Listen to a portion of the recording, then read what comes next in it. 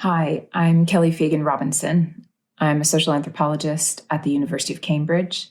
and along with my co-author, Timothy Carroll from the University College London, we have written a contribution to the Handbook of Failure entitled Material Ecologies of Policy Failure. And what this chapter is effectively is an ethnographically grounded, anthropologically driven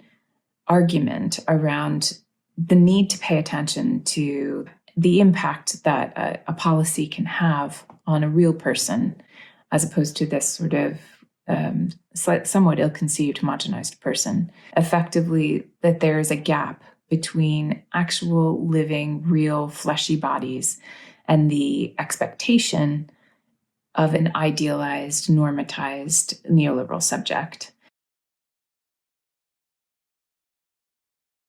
We use examples from various anthropologists, including Rebecca Lynch's example of vaginal mesh, which is pre-approved on the basis of use in other contexts, and in fact turns out to be really to have horrible impacts on women's bodies and can create all kinds of real pain and lifelong suffering as a result of an approval process gone wrong.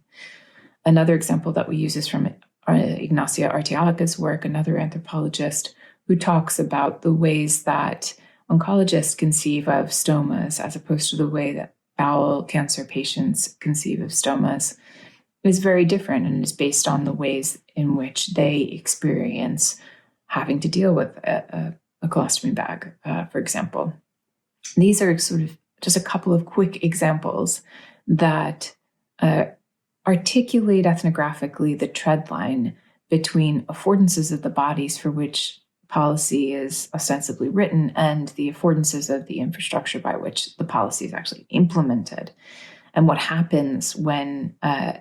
it has to be negotiated between the democratic ideals of equality and giving everyone the same, and then the messy reality and the almost certain failure when it's met with particular realities of human subjects.